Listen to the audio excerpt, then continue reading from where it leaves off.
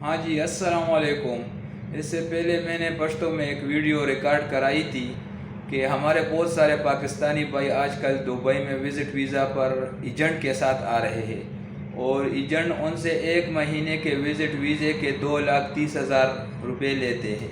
हालांकि वही टिकट और वही एक महीने का विज़िट वीज़ा 70 से 80,000 रुपये में आपको पाकिस्तान में मिल सकता है। तो सब भाइयों से गुजारिश है कि एजेंट के धोखे में मत आइए, ख़ुद ही अपने लिए विज़िट का वीज़ा ख़रीदे, टिकट ख़रीदे और दुबई में आइए। अगर आपके पास हुनर है, अगर आपके पास तालीम है तो इधर आपको आसानी से काम मिल जाएगा।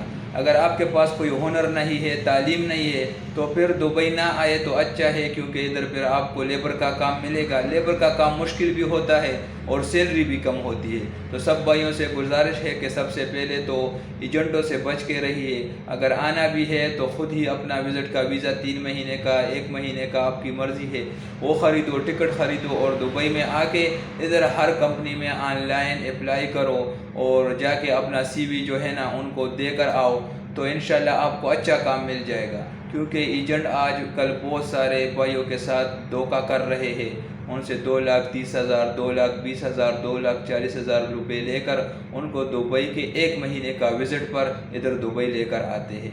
तो सब दोस्तों के साथ इस पैगाम को शेयर कीजिए ताकि सब भाई हमारे जो है वो एजेंटों के धोखे से बच जाए।